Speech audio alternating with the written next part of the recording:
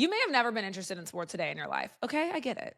But you're here. So clearly there is some interest in learning. And I am so excited to introduce you to who I believe are going to be the next faces of the NBA. I'm going to explain to you each and every single guy that I believe has a case for being not only just the face of the NBA, but one of the faces of the NBA in the future. That's a little bit of a spoiler alert for a little hot take I have for you later. But I'm going to introduce you to all of them and explain their lore and why I do or don't believe they could be the face, the pros and the cons, everything you need to know, all the tea.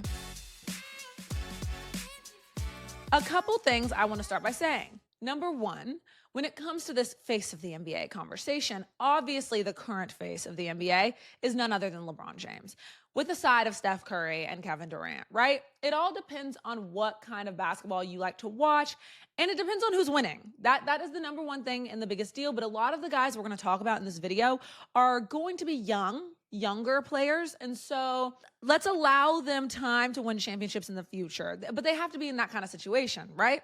But in today's NBA, it feels like everybody is kind of in that situation where they have an opportunity to win a championship, because I believe 3 out of the 4 teams in the conference finals right now have never won championships in the history of their franchise.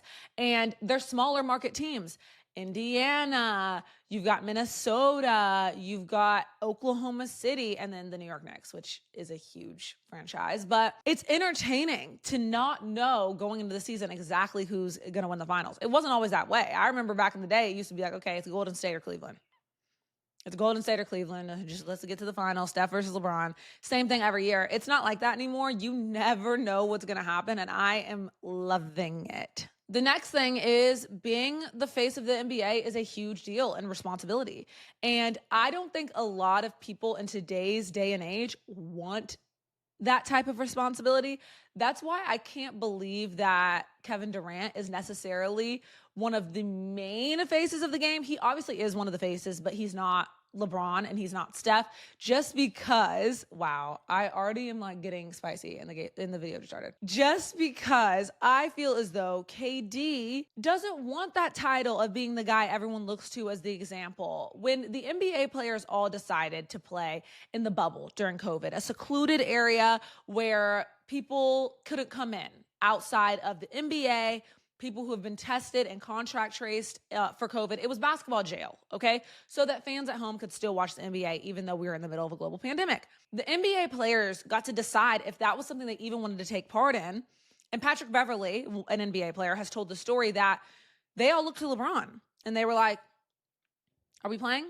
What's up? Because if you're playing, then we'll play. But if you're not playing, what's the point? We're done. I don't think somebody like Kevin Durant, and I don't know him, so I can't speak to him, but is the kind of person who necessarily wants all that responsibility. Anthony Edwards has come out and said he doesn't necessarily want that responsibility. But ultimately, the fans in the league and the marketers that be choose the face. It's also important to remember that the face of the NBA, a global brand, now has the responsibility on their shoulders to be a role model, whether they like it or not. And Steph, LeBron, these are family men who have picture-perfect picket fence looking lives and children. And Steph has his baby with him at the press conference. And these are iconic moments. LeBron and Savannah, people look to them as couple goals, as black love goals. And Kevin Durant doesn't really necessarily have that family unit, which I respect, because a lot of NBA players are low down and dirty, okay?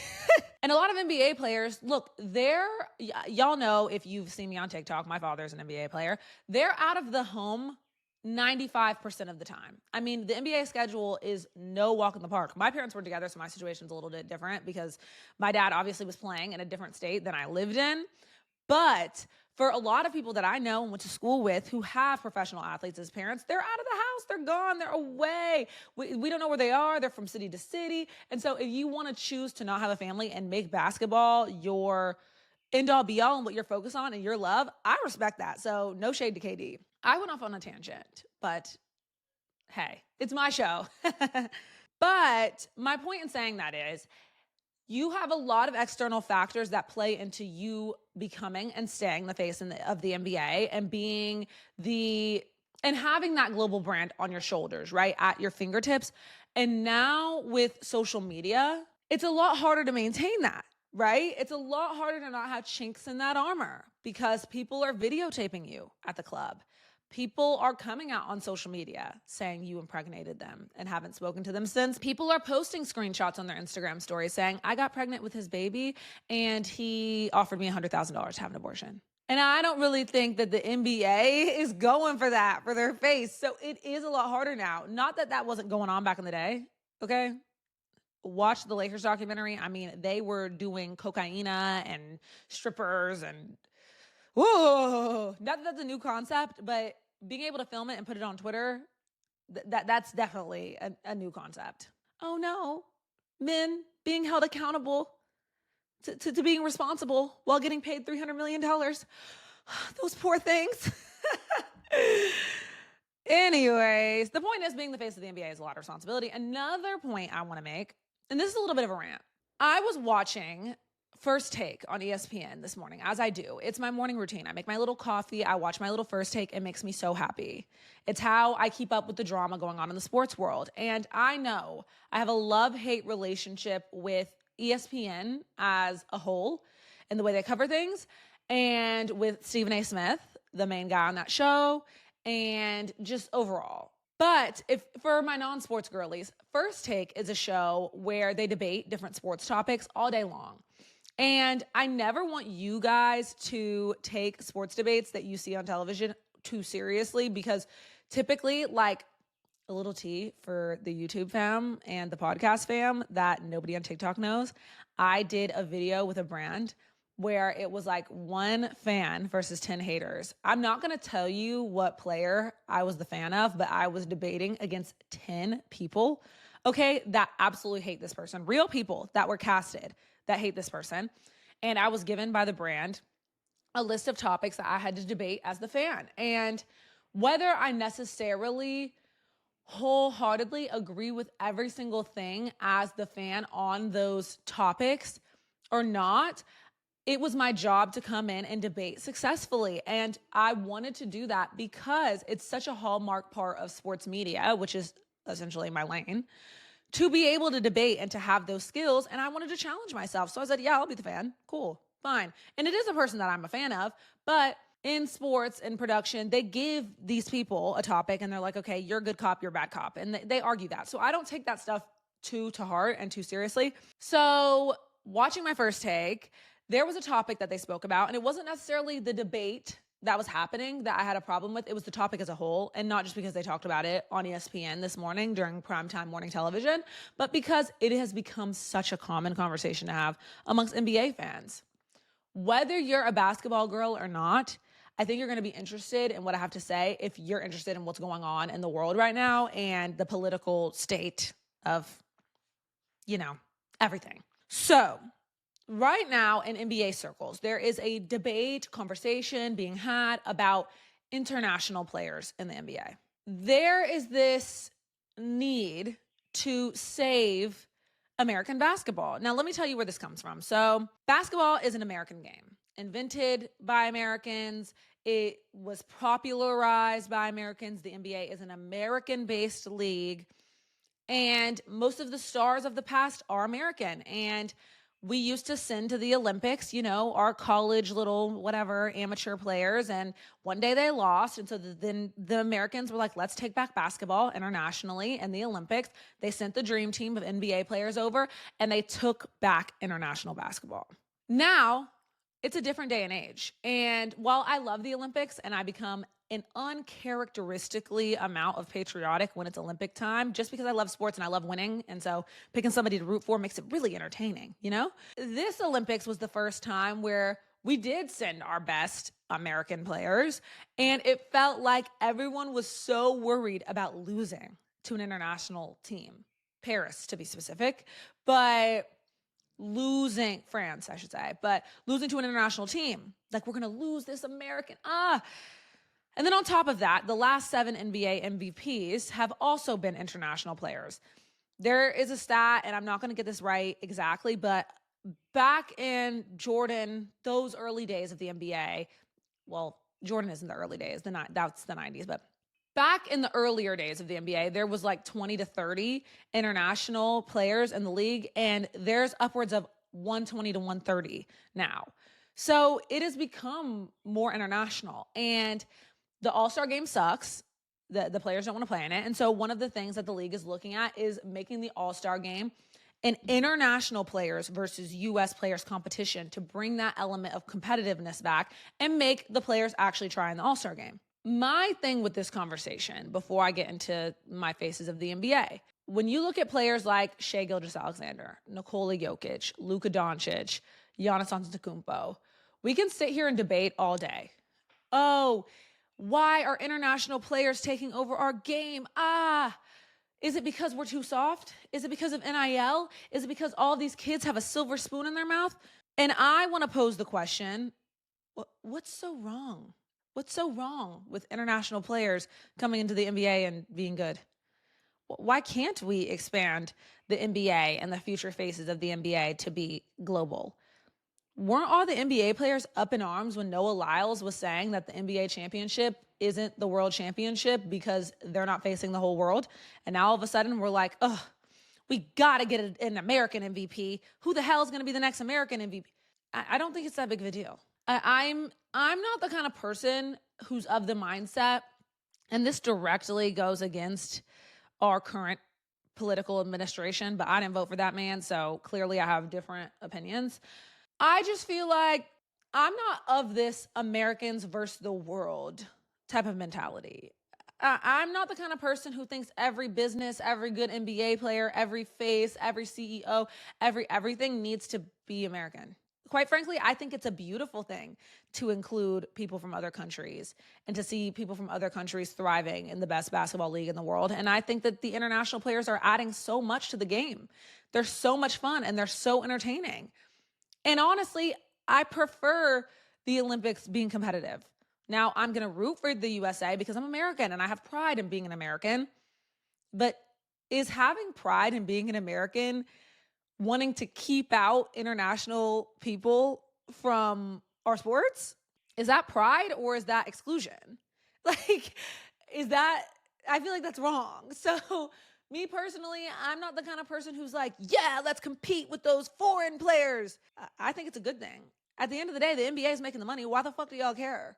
It bothers me, and I hate that the media perpetuates it. Why? Shai Gilgeous-Alexander is Canadian. I'm sorry. That's like our neighbor upstairs. That's like him being from Minnesota or some shit.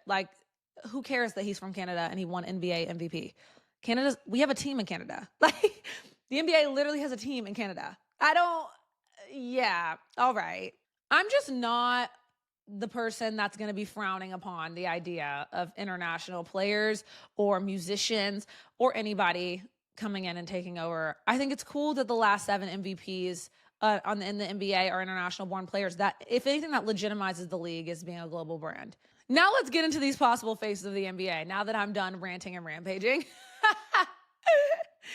Okay, the first one I want to talk about is Anthony Edwards. So Anthony Edwards plays for the Minnesota Timberwolves. He is a former #1 overall draft pick, and he is one of the most exciting players to watch in the NBA, not only because of the way he plays basketball, known for his scoring ability and whatnot, but because of his charisma and because he will talk shit to you at any given moment. Okay, he's not afraid of anyone. And one of the things that the NBA has been condemned for is becoming soft. And Anthony Edwards is the furthest thing from soft. If anything, I made a video on TikTok about him getting fined like $200,000 for just cussing. And he's just not what we've grown accustomed to seeing in the NBA, which is this softer, kumbaya type of energy. He wants to go at your throat. He wants to kill you. He wants to demoralize your team when he beats you. And the exciting dunks, he's just a fun player to watch. I think that the reasons Anthony Edwards could be the face of the NBA are all of the things I mentioned. The competition aspect. I think that he's in the conference finals right now. So he is poised to possibly win a championship in the near future. And that's going to be really exciting. And his stock is going to go up for real. He's also super marketable, which you wouldn't think for a more controversial player who has had their run-ins with cancel culture for things like being or coming off homophobic on his Instagram stories or his baby mama drama, which I'm not going to get into here, but I have a full breakdown on TikTok if you want to find out everything about his baby mama drama. This man had like 10 babies in 1 year, and he's 23 years old. Insane. Despite all of that, he's still doing the Sprite commercials, which is an iconic thing for NBA players to do. He still has the signature shoe, and they're playing into this bad boy image in all of the advertisements, and people eat it up. I feel like Anthony Edwards is proof that the fans choose the face of the NBA, not the NBA. Because if Adam Silver had his way, he probably would choose somebody a little bit more cookie cutter than Anthony Edwards. And maybe him finding Anthony Edwards all the time is their way of trying to beat him into submission. But a kid who's 23, never gets told no in his life, and makes $300 million probably isn't going to be fazed by a little fine. So I think Anthony Edwards could be the next face of the NBA, but he might have to grow up a little bit. That's my thing with Ant. The next candidate for face of the NBA, at least in my eyes, that I want to get into is Shai Gilgeous-Alexander, the most recent NBA MVP. Congrats! Congrats! I think that this is a really good one. I think the NBA should really lean into this. Obviously, he's an international player. I mean, he's from Canada. That's literally our neighbor. But I think that the NBA should lean into this. He is so exciting to watch. I don't care that people think he's a free throw merchant. If you don't know what that means, because you're not necessarily a basketball fan, being a free throw merchant is essentially being able to sell calls. So they foul him, they touch him, they're guarding him, and they get a little aggressive with him. He's going to sell the call. He's going to, So the ref calls a foul, and therefore he gets to shoot free throws where he gets more points for his team and more points for himself. He gets to lead the league in scoring.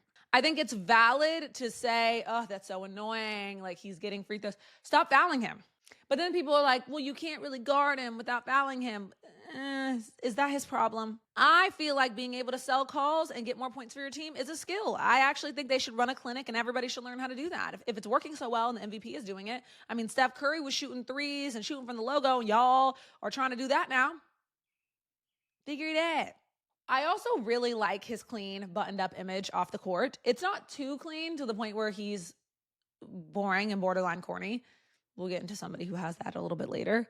But it is clean enough to where he doesn't scare me. He doesn't seem to be a non-inclusive type of person. He seems to be very poised for this next era of culture, whether that be in the sense of not posting homophobic Instagram stories, or his fashion, playing with fashion, going to the Met Gala, doing all of those off-the-court things that are necessary to be the face of a brand like the NBA in 2025. The fun TikToks the whole Oklahoma City team make. And I feel like he leads very much without ego. He always includes his teammates. Always. It's never, I'm him, I'm him, I'm him. It's just very calm. I love that press conference he did where he was like, I'm just not worried. I'm just playing. I'm not stressed. I'm not thinking. I'm just hooping. And that, you very much get that vibe off of him. I think he's a very good candidate for face of the NBA, and I'm rooting for him. And if he wins a championship this year, that puts him ahead of Anthony Edwards in that conversation, because you can't be the face of the NBA without winning championships. I mean, come on. Now let's talk about Luka Doncic. Okay, Luka is very poised to be the face of the NBA because he plays for the Los Angeles Lakers. That's one of the biggest brands in sports. I don't know how LA scored that, but they ate that because, I mean, Kobe Bryant, Magic Johnson, LeBron James, now Luka Doncic. Insane roster. That's like Derek Jeter's dating roster, like insane. However, I will say there are things that Luka needs to work on in the off-the-court department. And no, it's not about baby mamas and drama. It's about his conditioning and his physicality. And I feel like every time we have this international players versus U.S. players conversation, we leave out the fact that, yeah, Luka's incredible and he's this and he's that, but he's not perfectly conditioned either. They're not perfect. Like, just because he came from Slovenia and it's rougher than these country clubs these kids are coming from now, he still has got problems with his game. At the end of the day, Dallas didn't see him as enough either. So is it a country to country thing, or is it just like a case by case thing? I'm really worked up about that. But anyways, I think Luka could be the face of the NBA, a face of the NBA. I saw somebody, a very popular sports analyst, I guess you could call him, say that the face of the NBA can't be an international player. I couldn't disagree more with that, actually. Like, could not disagree more with that. So yeah, I think Luka I just don't see it for Luka. I don't think Luka has the personality for it. He does a little bit too much crying to the refs. I don't like his body language at all. I actually hate his body language when he doesn't get his way on the court or when he's not winning or his shot's not falling. It makes him very hard to watch. He's really fun to watch when he's playing amazing and everything's going his way. But when one thing goes wrong and he starts doing all of that, makes him very hard to watch. I don't know. Not face of the NBA material for me. I'm going to scratch Luka off of my list. Let's talk about it. Let's talk about Jayson Tatum, the guy that should be the face of the NBA, but the fans are rejecting it. Jayson Tatum is a champion. Jayson Tatum seems to be a great father. He's dating a modern celebrity. He's good looking objectively. He's charismatic a bit. I mean, I wouldn't use charismatic is so the wrong word. I'm trying to be nice. He's politically correct. He's politically correct. And he's never been in any sort of trouble. I mean, his mom runs his finances. But I mean, even his commercials are boring. Even his commercials are boring. Just give us something that's a little bit funny. There is that one clip of him saying, when I get a haircut, I'm top 5. But that was like, he had short hair then. That was years ago. There is the whole Jayson Tatum is 19 thing, but like, that's not really his joke. That's our joke.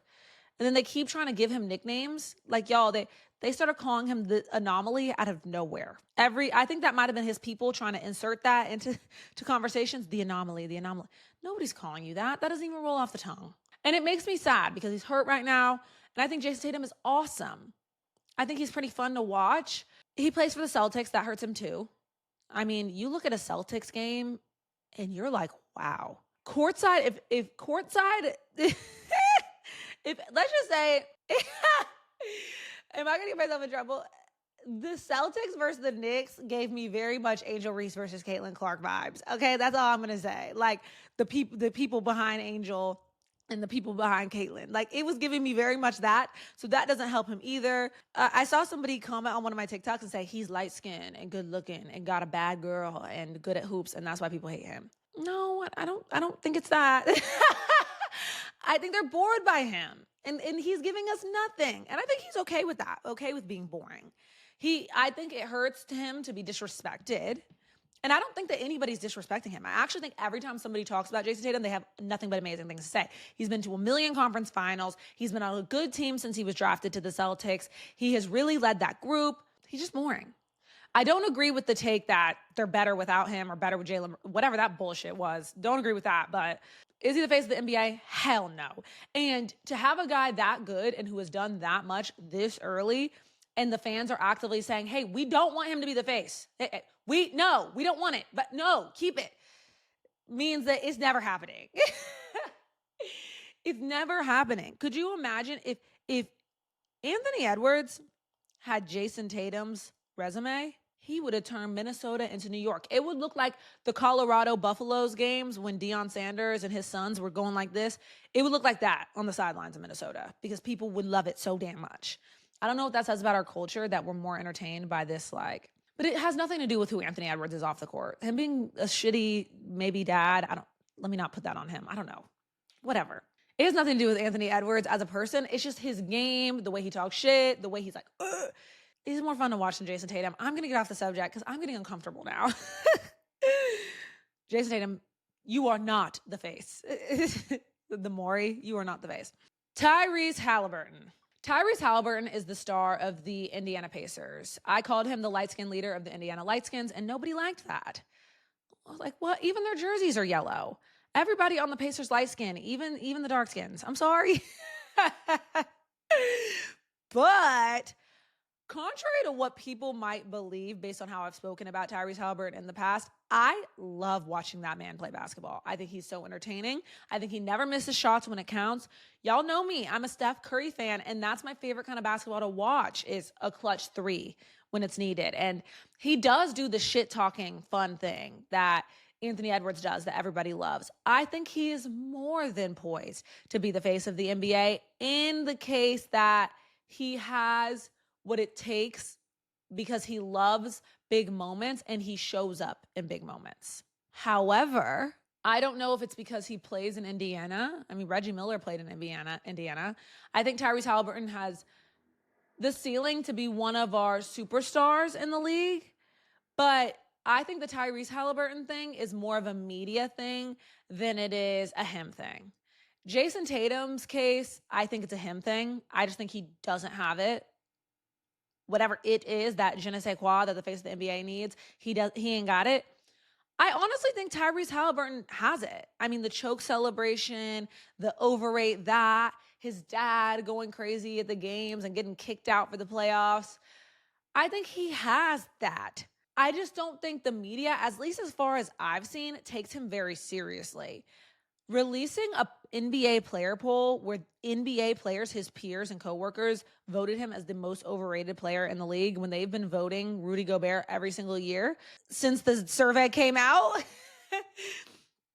Putting him on that level, like Rudy Gobert isn't really taken seriously amongst NBA circles with NBA players, unless you're on his team. Then all of a sudden everybody's like, I love Rudy.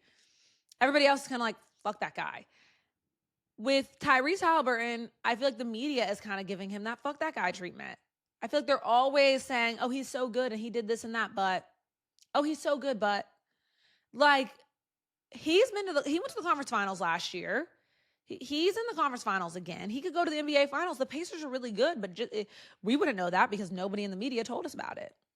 I'm honestly starting to believe that the people in the media, the basketball analysts, they don't want to pay for league pass, so they just watching the nationally televised games. They just watching Lakers versus Warriors every season, and then they watch the highlights the next day of all the other games, and then they tell us their opinion, which is that the Lakers might win the finals if they. I think Tyrese Haliburton gets a little bit ignored. I don't know if that's an Indiana thing, but Anthony Edwards plays in Minnesota, and they found him to cover him. I think Tyrese Haliburton needs a little bit more of that media PR. He needs like a little PR run for the face of the NBA case, and then I would say he might be poised to be the face. Next, let's talk about Nikola Jokic, because this will be short. That man don't want to be the face of shit. He don't want to be the face of the NBA. He don't even want to be famous. He just wants to play basketball. Now, I don't believe that whole act that he doesn't care or he doesn't want to go to the parade I don't fall for that shit. I think that that's all just an act and smoke and mirrors. But does he want to be the face of the NBA? Hell no. That actually sounds like a Nikola Jokic day in hell. No, so move on. Because the only reason I mentioned him is because I knew the comments. You didn't mention Jokic. Jokic don't want to be the damn face of the NBA, so you can let it go. Wemby. I think Wemby is fun, right? He's big. He's long. He was the number 1 pick. They're really trying to sell this to us, and as far as I've seen, are the fans buying it? I don't know. I mean, it is really amazing, right? This 7'3", what is he, 7'3", 7'6"? This man is big, okay? This huge, slender man that can do everything on the court. He can shoot threes, he can dunk, he can this, he can that. He's a alien of sorts. He's a mythical being to NBA fans. And I think that hurts his marketability as the face of the NBA. Yeah, nothing about that is relatable. Nothing about that is relatable. I'm sorry. And that is my marketing side, not my NBA fan side. Yeah, Wemby is fun to watch. Cool. Wemby versus Chet. Skinny, tall guys going at each other. He plays for the Spurs. Historic organization. But in order to market somebody as the face of something, little boys and girls who want to play basketball have to look up at that person and say, that could be me one day. LeBron has that. I know LeBron is a freak athlete, but he has that with the whole kid from Akron thing. I mean, he gonna remind you he's a kid from Akron every chance he gets, right? He came from nothing. He wanted to get his mom at the projects. And then you've got, and I've spoken on Wemby's story, and I'm not saying he didn't come from like, he woke up one day and he was a millionaire. And I'm not saying any of that. I don't want to speak to his struggle or lack thereof. That is not my point. So don't purposefully misunderstand what I'm saying. I'm saying that at least from a marketing standpoint, I look at Wemby and I say, okay, you're 7'3", skinny as a weed, but still strong, and you can do everything on the basketball court. It's impossible. You're a freak of nature. I watch him and it almost looks like AI. Not Allen Iverson, the fake kind, ChatGPT type shit. Wemby GBT. And I'm like, are little kids looking at that like, that can be me one day? It can't. I'm gonna tell you right now, it can't. If my kid look at me tomorrow and say, Mommy, I'm gonna be just like Wemby, I'm gonna look at the kid and say, okay. And then I'm gonna look at me and say, I didn't give you them jeans. I don't know where the hell you got that from or what you're smoking, but it ain't gonna happen. You better go watch some Steph Curry or something. Because Steph gave that to people. Oh, I was always too small. My ankles were always breaking. Nobody wanted me. Nobody took me seriously. I was underrated, and now I'm Steph Curry. Nike showed me a presentation of Kevin Durant when I came in for my shoe meeting. And I said, no, that's not going to work with me. So I went to Under Armour, and now I have a lifetime $1 billion type of deal with Under Armour. I'm that guy. I always do things differently. Wemby is like, okay, tall, check. Super thin, but still mobile, check. Perfect at everything, check. This man goes to bed at 9 p.m. and like reads all day. And like he was getting made fun of like the whole All-Star game by all the other players. Because all he does is like read and play chess, and he knows like 7 languages. He's a fucking genius as well. Nothing about that is relatable. And that's not me being a hater, okay? Before you comment, oh, you're a hater. I'm a bad bitch. I'm not a hater. Listen, I have very much confidence in myself. I'm not a man. I'll never be Wemby anyways. What do I got to hate on him for? I like Wemby. However, do I think that you put him in a commercial and people are like, I need his jersey because that's going to be me one day? No. And the face of the NBA needs that. So the NBA can keep trying to shove that down our throats all they want. It ain't going to work, especially in today's day and age with social media and shit where everybody's miserable and they're constantly being shown everybody's designer shit and everybody has a perfect life. People want to see something that feels like them. And Wemby don't feel like nobody. I mean, if Wemby feels like you, then good for you. When you get to the NBA, you won't be the face either. That is a hot take. I'm a fan of Wemby. I think he could win 11 umpteen championships, but face, they're gonna come for me hard for saying that. Jalen Brunson, the exact opposite of Wemby, actually. Too small, too slow, not athletic, not good enough, this, that, too expensive, to this, to that, to this, to that, to that, but still I rise. That's the Jalen Brunson experiment. I mean, this was the kid running around Madison Square Garden while his dad played. Then his dad gets cut from the Sixers, and he has to look at his son, who has been looking up at him in Madison Square Garden his whole life, and say, look, son, I was cut. But if you want to do this, if this is your dream, you got to work as hard as you can. And so his dad trained him and trained him and trained him and trained him. I mean, 2-a-days and shit in middle school. He was training like a pro his whole life. He was sacrificing. He quit every other sport to play basketball, only to get told constantly, you're not enough. You're too small. You will never be that guy. So quit trying. But still I rise. And now, yeah, he had his slip-ups. Oh, you're good. We'll draft you, but you're playing behind Luka. Okay, Luka's hurt. I'm going to show y'all. Oh, shit, that kid might be good. You're too expensive now. Okay, I'll go to New York and take a chance there. The same court I was running around as a jit is now the court I'm running. Is now the court Timothy Chalamet is buying courtside seats to see me. He's wearing Chrome Hearts Timbs and supporting the New York Knicks and having hope again in New York because of me. The kid that was too slow and too short. I mean, that is a story. I mean, make it a movie trailer, put dramatic music behind it. That is a story. That is the opposite of the Wemby thing I just told you. I mean, every too slow, too short kid who has no hoop dreams, because I mean, they just ain't got the body for it and they ain't got the genes for it, is looking at Jalen Brunson like, that could be me one day, the star of the New York Knicks. I mean, you throw a couple of championships behind that and you tell me that is not face of the NBA worthy. As far as I know, he's never been in trouble. He's charismatic in his interviews. He's funny. He's got the whole Villanova Knicks thing going. He's selfless. He's taking pay cuts to have his friends on the team. And his dad that he looked up at, well, he told him, if you want this, you're going to have to work so hard, and trained him like a pro since he was in 7th grade, is now his assistant coach sitting on the bench watching his son.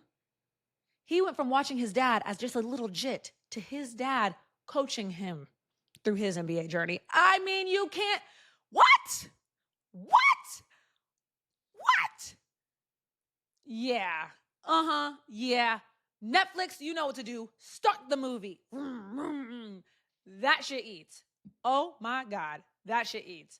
If they don't put the machine behind Jalen Brunson to make him an NBA champion and then make him the face of the NBA, I don't know what to tell them. But I will say this, right? You look at the face of the NBA conversation. I have one more face I'm going to talk about before we end this video, but there always needs to be a LeBron and a Steph and a KD. Okay? It doesn't work with just a LeBron. There's not just one face of the NBA. Let's talk about the criteria I've mentioned throughout the video again.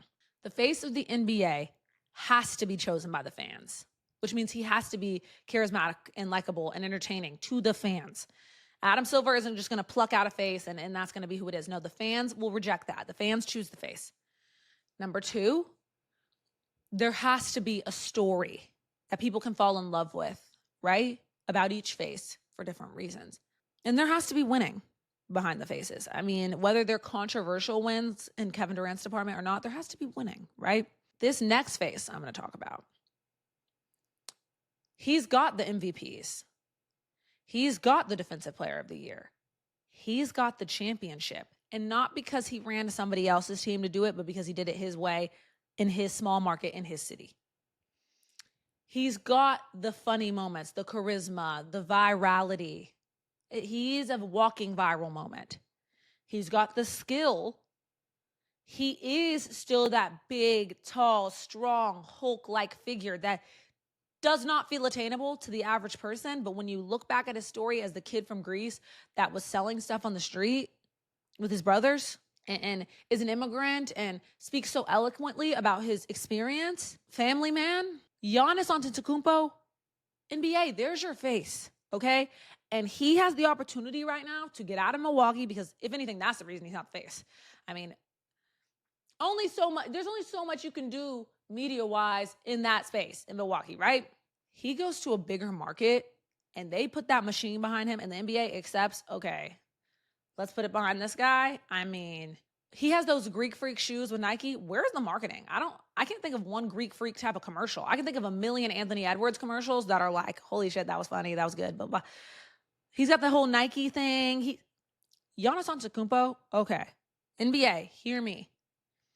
Giannis, that's your LeBron. That's your LeBron. I'm sorry. People are going to hate me, but he is.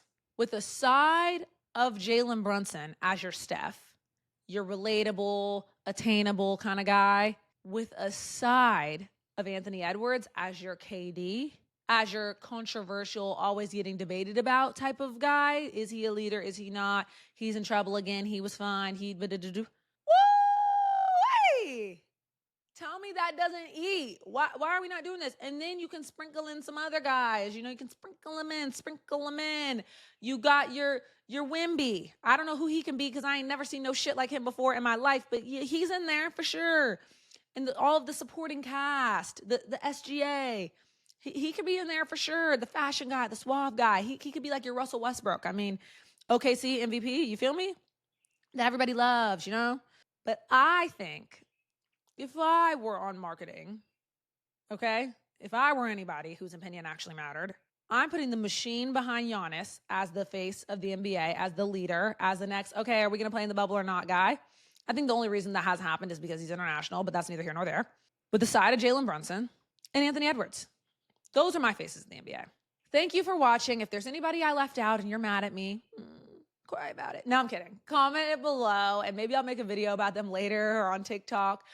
This was super fun, guys. Thank you so much for watching. Definitely subscribe to the YouTube channel so I can keep doing this. Listen, if you don't subscribe, I'm not going to know you like the videos. I'll be having people come up to me in person. Hey, Mariah, I watch your podcast. I love it. Well, I don't know because you're not subscribed.